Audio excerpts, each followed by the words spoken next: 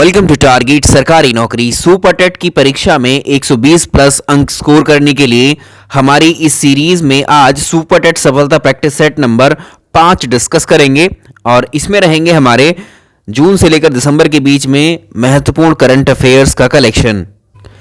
4 practice set जो सफलता practice set थे हमारे, उनका पीडीएफ हमने अपने टेलीग्राम चैनल पर अपलोड कर दिया है।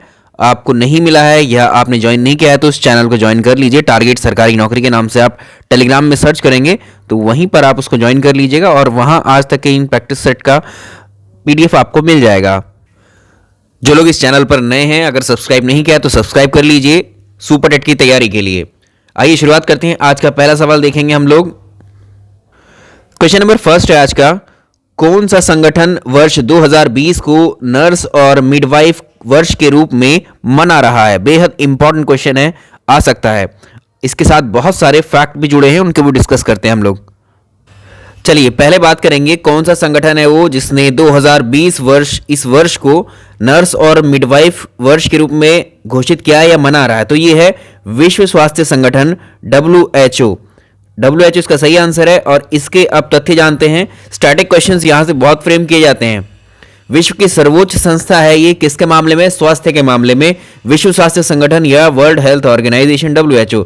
स्थापना वर्ष कई बार पूछा हुआ है परीक्षा में, 7 अप्रैल 1948 को इसकी स्थापना की गई। हेडक्वार्टर कई बार पूछा हुआ है, जेनेवा में, स्विट्जरलैंड जेनेवा में इसका हेडक्वार्टर है WHO का। और इसके महानिदेशक हैं, जो डायरेक्टर जनरल हैं, वो हैं टेड्रोस एडहानोम। ये इतने स्टैटिक क्वेश्चंस हैं। अब बात करते हैं ये जो 2020 वर्ष को नर्स और मिडवाइफ के रूप में मनाने की जो घोषणा की गई है, इसके पीछे रीजन क्या है? फ्लोरेंस नाइटिंगेल की 200वीं जयंती के अवसर पर WHO ने इस साल 2020 को नर्स और मिडवाइफ के रूप में इसको घोषित किया और ये सेलिब्रेट किया गया। इनका जन्म कब हुआ था? 12 मई 1820 को हुआ था। और इन्हीं के नाम पे क्यों नर्स और मिडवाइफ के रूप में दे दिया? क्योंकि यही है, अगर हम पूरे विश्व की बात करें तो ये वही व्यक्ति हैं जिन्होंने आधुनिक नर्सिंग का संस्थापक माना जाता है, फादर ऑफ मॉडर्न नर्सिंग। तो यही कही जाती हैं फ्लोरेंस नाइटिंगेल। और इनको कहा जाता है लेडी विद द लैंप। तो 2 से 3 इनके नाम पर टाइटल है और ये सारी इंफॉर्मेशन एग्जाम में पूछी हुई है अलग अलग समय में। इनका जो पेशा था वो नर्सिंग ही था। नर्सिंग क्षेत्र में इन्होंने अपना अमूल्य योगदान दिया है, इसीलिए इनको फाउंडर माना जाता है। तो इनके दोनों टाइटल भी याद रखेंगे हम कि आधुनिक नर्सिंग का संस्थापक या फाउंडर ऑफ मॉडर्न नर्सिंग या लेडी विद द लैम्प किसको कहा जाता है? ये दोनों टाइटल किसके हैं? फ्लोरेंस नाइटिंगेल के ही हैं। इन्हीं की 200वीं जयंती पर साल 2020 को नर्स और मिडवाइफ के रूप में मनाया गया। चलिए एक और इंपॉर्टेंट फैक्ट जान लेते हैं इसका। जो ये नर्स और मिडवाइफ ईयर इसको दिया गया है, इसके पीछे जो रीजन है वो एक ये भी है कि जो विश्व स्वास्थ्य संगठन यानी WHO ने एक प्रोग्राम का अनाउंसमेंट किया था, अभियान चलाया था। इस अभियान का नाम है दी नर्सिंग नाउ। ये अभियान 3 साल का था। ये 3 साल का अभियान था, 2018 से इसकी जो टाइम पीरियड थी वो 2020 तक थी।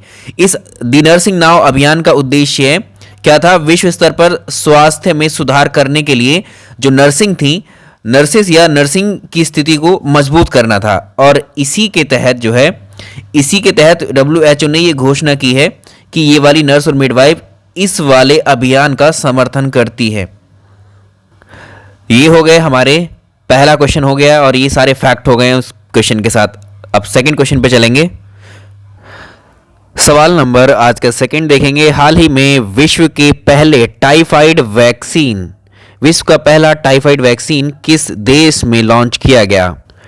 चलिए अगर हम बात करें इस टाइफाइड वैक्सीन की या टाइफाइड के टीके की, तो पाकिस्तान दुनिया का पहला ऐसा देश बन गया है जिसने टाइफाइड से निपटने के लिए एक टीका लॉन्च किया है। इसका आंसर हो जाएगा ऑप्शन बी, पाकिस्तान। इम्पॉसिबल सा लग रहा है लेकिन WHO ने भी इसको प्रमाणित किया है। अब इस टाइफाइड वैक्सीन का नाम क्या है? इम्पॉसिबल सा इसलिए है क्योंकि पाकिस्तान, अगर आप देखें, अपने स्वास्थ्य मामलों में बहुत ही कम खर्चा करता है। जो पाकिस्तान का बजट होता है, उसका जो स्वास्थ्य पर जो बजट बनता है वो काफ़ी कम राशि को खर्चता है, इसलिए यहाँ पर थोड़ा मुश्किल था। लेकिन WHO ने भी इस टाइफाइड वैक्सीन को जो पाकिस्तान ने डेवलप की है इसको प्रमाणित किया है, क्योंकि वहाँ पर टाइफाइड के केसेस कुछ बीते वर्षों में बहुत ज़्यादा थे। तो WHO के द्वारा इसको मंजूरी दी गई। और इस वैक्सीन का नाम आपसे पूछ सकता है कि टाइफाइड वैक्सीन जो पाकिस्तान ने डेवलप की है उसका नाम क्या है?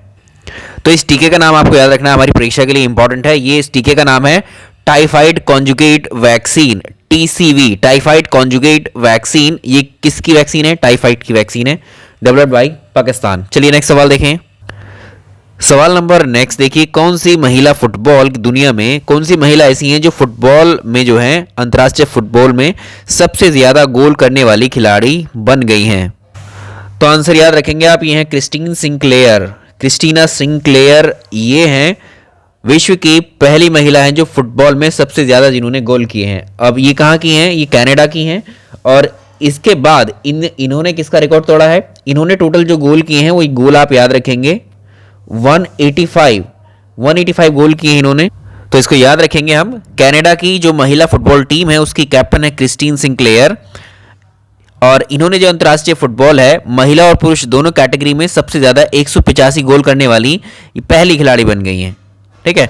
और इन्होंने जो है अमेरिका, याद रखेंगे ये अमेरिका की जो एबी वेम्बेक है इनके रिकॉर्ड को तोड़ा है, तो ये सेकंड पोजीशन पर आ गई। चलिए ये सवाल देखिए, हम पहले कर चुके हैं इस क्वेश्चन को। साल 2019 के लिए इंदिरा गांधी शांति पुरस्कार किसे प्रदान की जाने की घोषणा की गई थी? ये थे डेविड एटनबरो को। नेक्स्ट सवाल, नेक्स्ट क्वेश्चन देखिए, बजट 2020-21 के दौरान जो निर्वीक योजना है इसकी शुरुआत की गई। इस निर्वीक योजना का एम क्या था, इसका उद्देश्य क्या है? तो इसको याद रखेंगे, ये जो है ये स्कीम निर्वीक योजना जो है, जो निर्यातक होते हैं, एक्सपोर्टर्स जो होते हैं, उनको उच्च बीमा कवर प्रदान करने की इसमें योजना है। छोटे निर्यातकों के लिए ये जो है प्रीमियम को कम करेगा, किस्तें जो होती है उनकी। तो निर्यातक इसमें एक्चुअली एक्सपोर्ट को बढ़ावा देने से संबंधित है ये। अगला महत्वपूर्ण सवाल देखेंगे, ये परीक्षा में पूछा जाएगा ये 100%। हाल ही में किस व्यक्ति को साल 2019 के लिए व्यास सम्मान दिया गया है? 29वें व्यास सम्मान की हम बात कर रहे हैं। ये 2019 में जो है 29वां व्यास सम्मान दिया गया है, और ये किसको दिया गया है? ये है नासिरा शर्मा। जो नासिरा शर्मा है इन्होंने एक नोवेल लिखा था, ये साल 2014 में प्रकाशित हुआ था इनका नोवेल, जिसका नाम है कागज की नाव। इसी के लिए इनको 29वां व्यास सम्मान दिया गया है। अब बात करेंगे कि ये व्यास सम्मान किसके द्वारा दिया जाता है। इसको आप जानते हैं के बिड़ला फाउंडेशन के द्वारा इसको दिया जाता है। अगर हम बात करें लीलाधर जगूड़ी की, तो इनको जो है 28वां व्यास सम्मान मिला था। ये इनसे पहले वाला लीलाधर जगूड़ी को मिला था। अगर बात करें इसके बैकग्राउंड में जाएं, स्टैटिक क्वेश्चन अगर पूछे इसमें, तो पहला व्यास सम्मान किसको मिला था? ये डॉक्टर रामविलास शर्मा को मिला था। इनके लेखन के लिए जो है भारत की प्राचीन परिवार और हिंदी, इसके लिए इनको पहला व्यास सम्मान दिया गया था। और लेटेस्ट किसको मिला है? नासिरा शर्मा को मिला है। नासिरा शर्मा का एक और उपन्यास आया था पारिजात के नाम से, एक्चुअली पारिजात है ये, पारिजात के नाम से इनका एक उपन्यास आया था। इसके लिए इनको साल 2016 में हिंदी भाषा का जो साहित्य अकादमी पुरस्कार है उससे सम्मानित किया गया था। तो इसको याद रखेंगे, के बिड़ला फाउंडेशन के द्वारा साल 1991 में शुरू किए गए थे। पहला व्यास सम्मान मिला था डॉक्टर रामविलास शर्मा को। अगर आपसे पूछे भारतीय साहित्य के लिए दिया जाने वाला सबसे बड़ा साहित्य सम्मान कौन सा है हमारे देश में? साहित्य के क्षेत्र में, लिटरेचर के फील्ड में सबसे बड़ा पुरस्कार या सबसे बड़ा साहित्य सम्मान कौन सा है हमारे देश का? तो आपको पता है ये है ज्ञानपीठ है, ज्ञानपीठ पुरस्कार है। ज्ञानपीठ के बाद अगर सेकंड पोजीशन पर आता है तो वो है व्यास सम्मान, ये भी याद रखेंगे। ये है सेकंड हाईएस्ट लिटरेरी अवार्ड है इंडिया का, यानी भारत का second highest literary award, Bharat का दूसरा सबसे बड़ा साहित्यिक सम्मान है आफ्टर ज्ञानपीठ। नेक्स्ट सवाल देखिए, किस राज्य सरकार द्वारा बाढ़ प्रबंधन के लिए बाढ़ एटलस लॉन्च किया गया था? ये क्वेश्चन थोड़ा सा पुराना है लेकिन अलग से सुनने में लगता है बाढ़ एटलस। तो ये किसने लॉन्च किया था? देखिए इनमें जो है अगर आप देखें उड़ीसा में हर साल जो है काफ़ी ज़्यादा बाढ़ें आती हैं इसमें, और उड़ीसा की जो नदियों में जैसे महानदी है, सुवर्णरेखा है ना, इन सब बाढ़ के कारण बहुत ज़्यादा यहाँ नुकसान होता है। इसी के चलते उड़ीसा में बाढ़ के खतरे की जानकारी के लिए एक एटलस बनाया गया है, मानचित्रावली जारी की गई है। तो इससे क्या है, सैटेलाइट चित्रों की सहायता से तैयार किया गया है। इसकी सहायता से उड़ीसा में जो बाढ़ के मैनेजमेंट को जो है उसके प्रबंधन को सही ढंग से किया जा सकेगा। तो इस एटलस को जो है उड़ीसा के मुख्यमंत्री के द्वारा लॉन्च किया गया था, ऑप्शन डी। अगला सवाल देखें, किस वर्ष बजट भाषण का सबसे लंबा भाषण रहा? किस वर्ष का बजट भाषण जो है इतिहास का सबसे लंबा भाषण रहा बजट के सेशन के दौरान? तो इसको भी याद रखेंगे, ये वर्ष 2020 ही रहा। इसमें जो है वित्त मंत्री जो निर्मला सीतारमण है, वित्त मंत्री निर्मला सीतारमण ने जो है अब तक का सबसे लंबा बजट भाषण पढ़ा था। और इन्होंने जो है, अगर इसकी अवधि देखें कितनी थी, 2 आवर्स 45 मिनट्स, तो 2 घंटे 41 मिनट का इनका जो है बजट का ये भाषण था। नेक्स्ट क्वेश्चन बहुत इंपॉर्टेंट है। 28 जुलाई 2020 को विश्व hepatitis day, world hepatitis day मनाया गया है। इस वर्ष 2020 का थीम क्या था? चलिए देखिए, इसका आंसर होगा हेपेटाइटिस मुक्त भविष्य, यानी इंग्लिश में इसको कहेंगे हेपेटाइटिस फ्री फ्यूचर। इसका थीम था 2020 के WHD का। ये भी पूछ सकता है कि किस एथलीट को ढींग एक्सप्रेस के नाम से जाना जाता है, तो ये बहुत ही इंपॉर्टेंट है, क्वेश्चन आ सकता है परीक्षा में। चलिए, ये कौन है? ये हिमा दास हैं, ये भी हमें पता होना चाहिए। हिमा दास एक्चुअली जो एथलेटिक चैंपियनशिप होती है उसमें इन्होंने गोल्ड जीता है और गोल्ड जीतकर इन्होंने इतिहास रचा है, इसलिए हिमा दास को जो है, अभी इनका नाम ढींग एक्सप्रेस क्यों है? असम है, असम का एक गांव है जिसका नाम है ढींग। तो जब ये इन्होंने गोल्ड जीता, या फिर इस तरह से इन्होंने जब रिकॉर्ड एक तरीके से बनाया, इतिहास रचा है, इसलिए वहां इनके गांव वाले इनको ढींग एक्सप्रेस, और यही टाइटल अब इनको मिल गया है। ढींग एक्सप्रेस कौन जानी, किसके नाम, ढींग एक्सप्रेस के नाम से कौन जानी जाती है? हिमा दास। तो इसको भी याद रखेंगे कि केवल 18 साल की उम्र में इन्होंने, हिमा दास ने अंडर 20 वर्ल्ड एथलेटिक चैंपियनशिप की जो 400 मीटर की दौड़ होती है उसमें ये गोल्ड जीता था, और वो महिला और पुरुष दोनों ही कैटेगरी में ट्रैक इवेंट में गोल्ड मेडल जीतने वाली पहली भारतीय बन गई हैं। इसलिए ये क्या है, ढींग एक्सप्रेस कहलाती हैं। इसी गांव से हैं ये, असम के। नेक्स्ट देखिए, किस राज्य ने देशव्यापी लॉकडाउन जब लग रहा था हमारे देश में, उस वक्त अपने राज्य में फंसे अन्य राज्यों के नागरिकों के लिए एग्जिट ऐप लॉन्च की थी। तो ये प्रवासियों के लिए थी, ठीक है। जब लॉकडाउन जब लग गया अलग अलग राज्यों में पूरे देश में, तो अब ऐसा नहीं है कि जो खुद के, मतलब हमारे होम स्टेट के जो लोग हैं वो वहीं रह रहे हों, वो अलग अलग राज्यों में रहते हैं, हम जानते हैं। तो दूसरे राज्यों में फंसे हुए जो लोग थे, अगर माने इस राज्य की, तो उसके लिए एग्जिट ऐप लॉन्च की गई थी। कौन सी? पश्चिम बंगाल की। पश्चिम बंगाल सरकार के द्वारा एग्जिट ऐप लॉन्च की गई थी। ये एक जब लॉकडाउन था, लॉकडाउन के दौरान जो पश्चिम बंगाल में फंसे हुए दूसरे राज्यों के लोग थे, उनके लिए इसको लॉन्च किया गया था, जो अपने घर लौटना चाहते थे, अपने राज्यों में लौटना चाहते थे, ठीक है।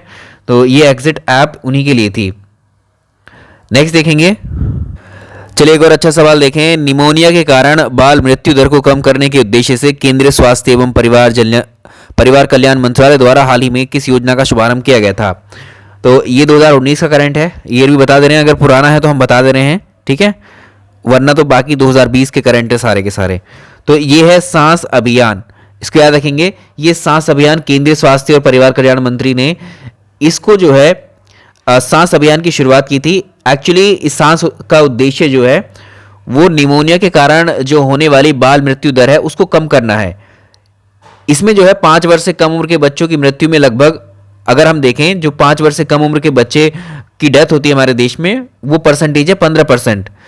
अगर आपसे पूछा कि सांस का फुल फॉर्म क्या है तो ये भी आ सकता है। अब यहाँ पर जो है ये अभियान तो 2019 का है, लेकिन इसका जो लॉन्ग टर्म अगर गोल देखें, एम तो उसका 2025 तक है। तो ये हो सकता है कि परीक्षा में क्वेश्चन भी पूछ लिया जाए। चलिए, इसका फुल फॉर्म आपसे पूछा जा सकता है। सांस का फुल फॉर्म क्या है? केंद्रीय स्वास्थ्य परिवार कल्याण मंत्रालय ने सांस में देखिए social awareness and action to neutralize pneumonia successfully, ये इसको आप याद रख सकते हैं। अब इसमें लक्ष्य की बात सुन लीजिए, एम क्या रखा हुआ है इसमें। जो हेल्थ मैनेजमेंट इंफॉर्मेशन सिस्टम है हमारा, इसके डेटा के अकॉर्डिंग भारत में 5 साल से कम आयु के जो बच्चे हैं उनकी मृत्यु दर कितनी है? 5 साल से कम आयु के बच्चों की जो मृत्यु दर है वो 37 प्रति 1000, ठीक है, इसको याद रखेंगे। कितनी है? 37 पर 1000 इतनी मृत्यु होती है। और इसमें से अगर हम देखें निमोनिया की वजह से कितने बच्चे मरते हैं इस एज ग्रुप में, तो 5.3 मौतें जो हैं इतने बच्चों की निमोनिया के कारण होती हैं, ठीक। तो इसको सुधारने के लिए साल 2025 तक, इसका एम है 2025 तक, ये जो डेटा है अभी 5.3, इसको जो है 3 प्रति 1000 करना है, ठीक है, 3 प्रति 1000, यानी निमोनिया के कारण जो मौतें हैं इनका डेटा घटाकर या इनकी मृत्यु दर को, बाल मृत्यु दर को कम करना है, 3 प्रति 1000 तक लाने का एम 2025 तक है।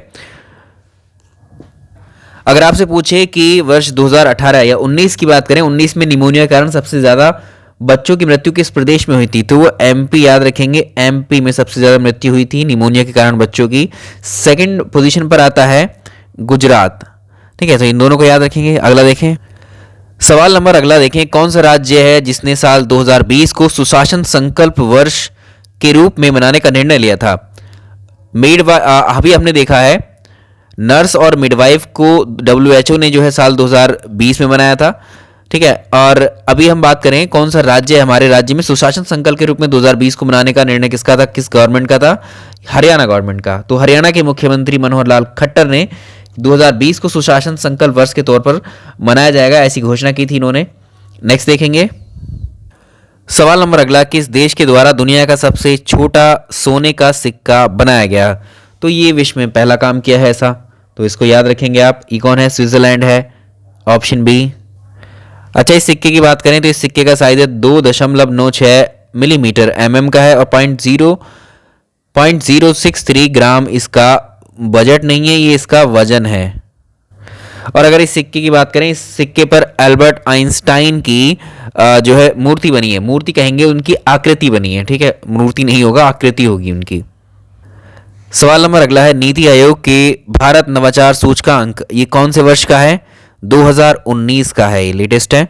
इसके अनुसार नवाचार के मामले में पहले स्थान पर कौन रहा, तो ये भारत नवाचार सूचकांक में पहली पोजीशन पर कौन था, कर्नाटक